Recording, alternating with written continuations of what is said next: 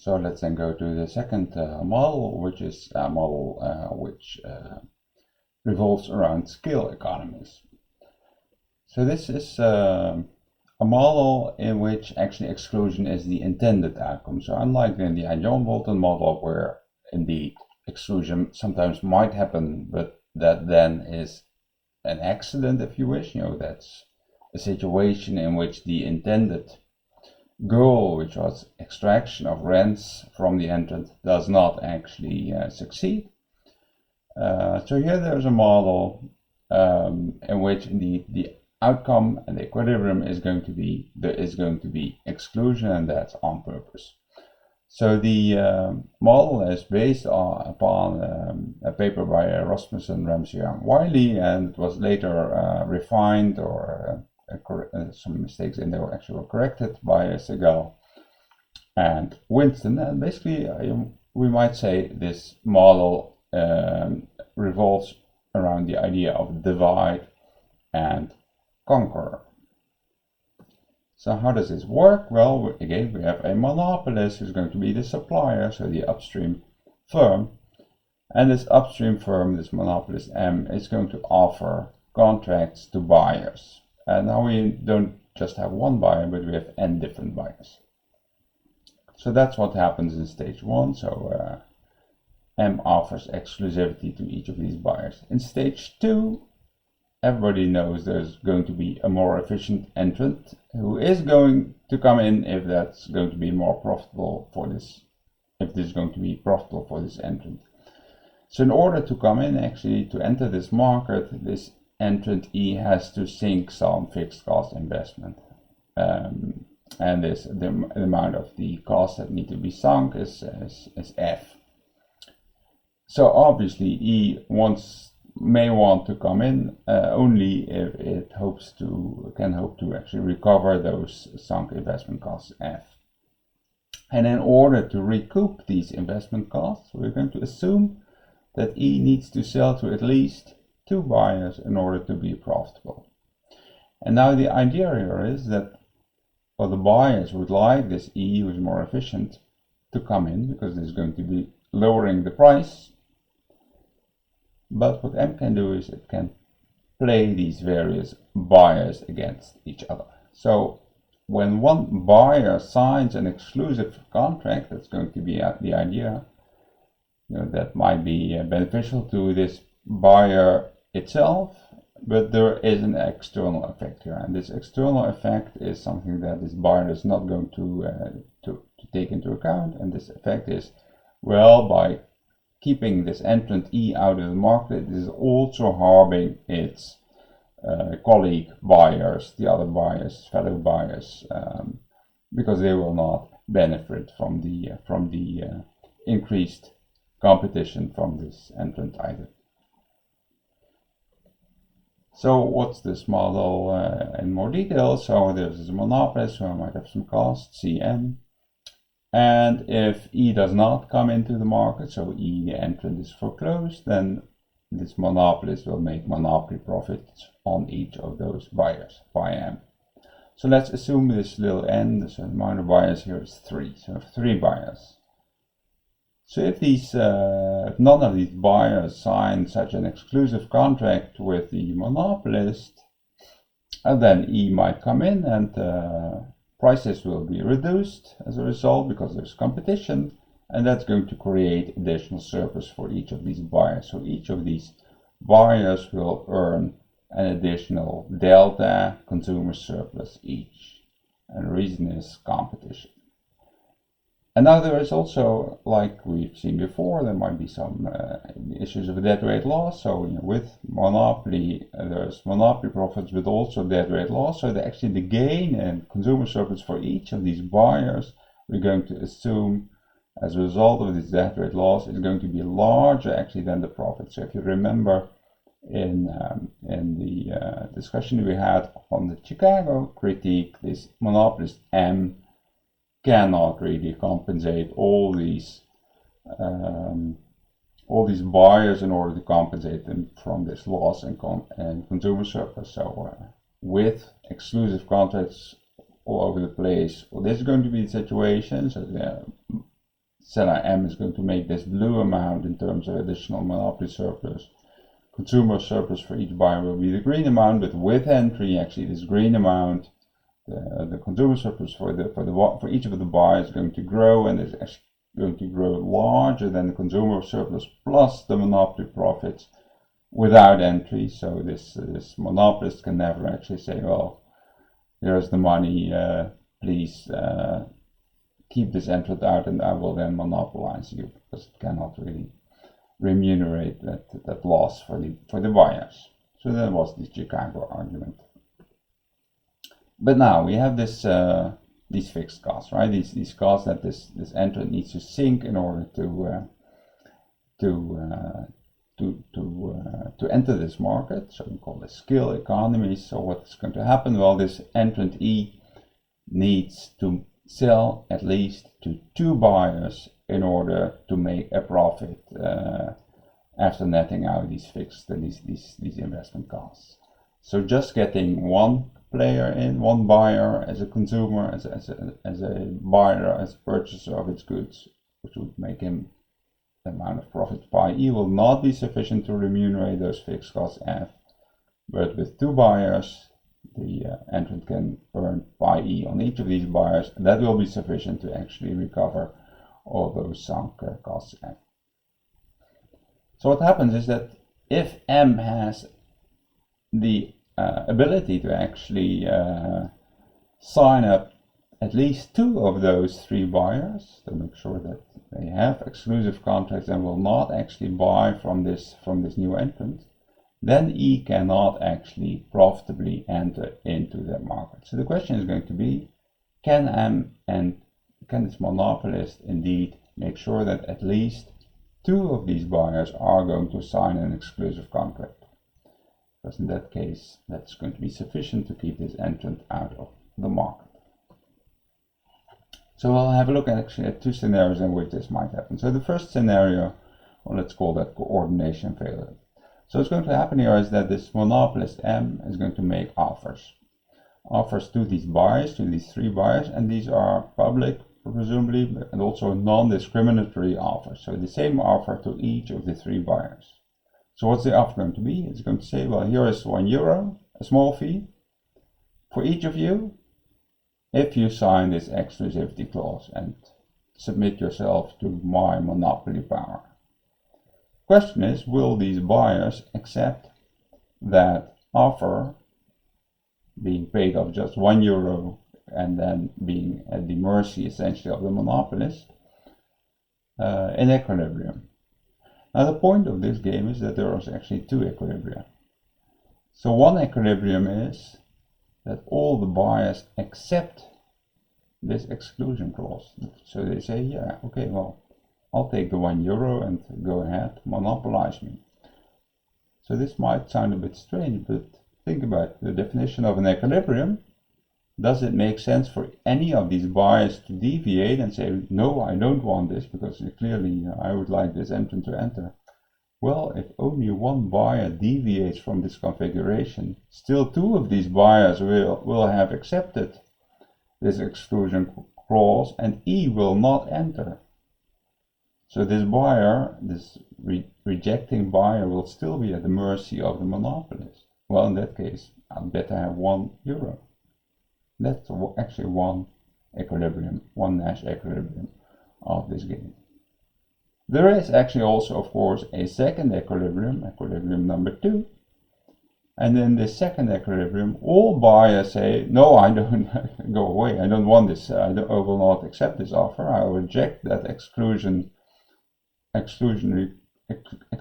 clause. And in that case, nobody will have an exclusive contract. E enters, and all these buyers are much better off, of course.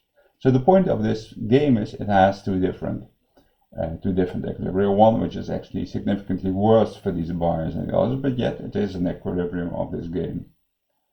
So it's one equilibrium, but the equilibrium 1 is an equilibrium, but these buyers, of course, clearly prefer to have this second equilibrium. They would like to focus basically on this second equilibrium. And exclusion in this first equilibrium, this wrong equilibrium, if you wish, it relies essentially on some failure to coordinate among these buyers. And it is somewhat unsatisfactory, as this discussion basically shows. So yes, we can make this happen in equilibrium, but it's not the only equilibrium, and it's perhaps also not the most likely equilibrium to occur in this game. If there's just a little bit of coordination that is possible among these buyers. So the second way, in the second scenario, is essentially in which M can exclude the entrant, is a bit more sophisticated. And for this, it relies on the fact that M, or on the assumption that this monopolist can actually make discriminating offers among the buyers, so can make a different offer to the different buyers. Because what can this monopolist do?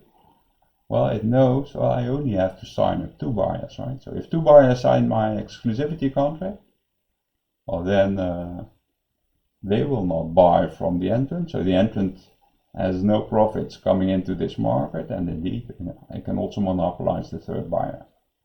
So what I'm going to do is I'm going to offer to 2 of these buyers the surplus that they would have made, the extra surplus that they would have made if the entrant would have come in.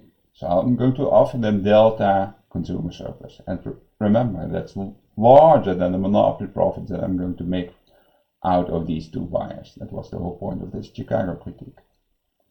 So since I fully compensate them, these 2 buyers will actually be willing to accept this offer. So they have this exclusive contract in place. They will not buy from this entrant. So the entrant, having only the 3rd buyer to sell to, can never make good its investment costs F. So no entry will occur.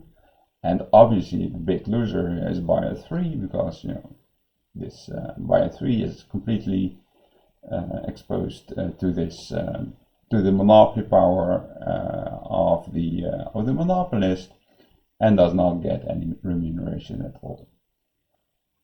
So why can this happen? Well, B1 and B2, the first 2 buyers, they say, yeah, we are fine accepting this. We are sort of made good. We get we recoup these losses in the form of these fees that we get up front. But they don't take into account the fact that buyer 3, as a result, is going to make a big loss, because it will suffer from the reduction in competition. So when is this going to be in equilibrium for M? So when is this going to be profitable for M? Well, as long as 3 times the monopoly profits, which is what M is going to make out of these 3 buyers, exceeds those fees that M needs to pay to these 2 buyers. So twice this delta consumer surplus. And that, of course, might be possible, even though pi M might be smaller than delta CS, so the Chicago argument. 3 times PM might be larger than 2 times delta CS. So again, why does this work? It's part of the Chicago critique. Well, this critique is circumvented in this case, because actually there's an externality on this 3rd buyer. So the 3rd buyer is not included in the contracting among the monopolists and these first 2 buyers. 3rd buyer is going to lose out as a result, and the monopolist is going to win. So here the monopolist had to pay this full delta CS, the full change in consumer surplus, to those 2 first buyers. It turns out that this monopolist can do even better if this contracting happens in a sequential manner. So if the monopolist will be able to make first an offer to the first buyer, who may then either reject or accept that exclusionary offer. Then it goes to the second buyer, and again makes an offer, and then perhaps it will also go to the 3rd buyer to again make an exclusionary offer, depending on what the first 2 buyers did. So if it already has signed up the first 2, then it doesn't need to, but if they haven't, then perhaps it can go actually to the 3rd buyer. So in this case, it turns out that indeed M can get away with offering a lot less to these first 2 buyers, because if they don't accept, well, then probably the next 2 will accept the offers that M is going to make. So you're going to study actually this sequential offer game in a tutorial exercise. So this is something that actually also occurs in practice. So it's often the case that many of these contracts that we're talking about are pretty long-term contracts, and they're not actually all concluded at the same date. So it might happen that in 1 year, one of these contracts or one of the buyers might be up for renewal, and the next year a second one might be up for renewal, and only the year after the third buyer might be up for renewal of its contract. So that automatically generates basically sequential staggered dates in which these contracts are concluded. So the summary of this Ramsey, Rasmussen, Wiley, and Segal and Winson model is, well, this entrant has these fixed costs, so that means that it has to sign up multiple buyers to be able to profitably enter this market. And in the face of that scale economy, essentially, this incumbent monopolist can sign up some buyers for exclusivity, can pay them essentially in order to prevent the entrant from getting access to a sufficient market share to actually make up for its costs of entry. And then M, monopolist, will earn back those costs through all those buyers it didn't need to pay off to accept those contracts. So there is something we need to be a little bit careful about. Well, two things that I note here. So the first thing is, this might not necessarily work if these buyers are actually competing in the downstream market. Because for this discussion that we just had to work, we assume that all these buyers' demands basically are independent, right? So this B1, B2, and B3 might each have 1/3 of the market, and that's fixed. But when there's actually competition, then E might enter the market by making sure that the costs of this third buyer, who is still open, are just a little bit lower than the costs of buyers 1 and 2, so that this third buyer actually can access the entire market, can conquer the entire market. So the market share, in that case, that's served by this third buyer actually goes up to almost the entire market. In that case, E can actually serve a large enough market share through this single one buyer in order to still make good its costs. And the second assumption that we make here, which is not always clearly true in practice, is that this E, this entrant, we assumed they are just sitting in the corner and not observing or not responding to these offers. So what happens if E is actually already in the game and is able to make a counter offer, can make a better offer than the monopolist can? So if this monopolist offers you, that contract, well, I'm willing to give you a better contract, which actually we both get better off. In that case, bidding competition essentially among the incumbent and the entrant, this whole game basically is going to turn out a lot different. So we'll have a look actually later on at a model by Burnham and Winson, which is actually going to relax that fact. So it's going to allow for counter offers by the second upstream player, so with the firm that you call the entrant, to compete in this offer game already in stage 1, if you wish, with the monopolist, and see that still exclusion might occur in that case. So we'll do that actually in the context of this competition law case against Microsoft in the United States. Okay, and that will be done, of course, in the next video.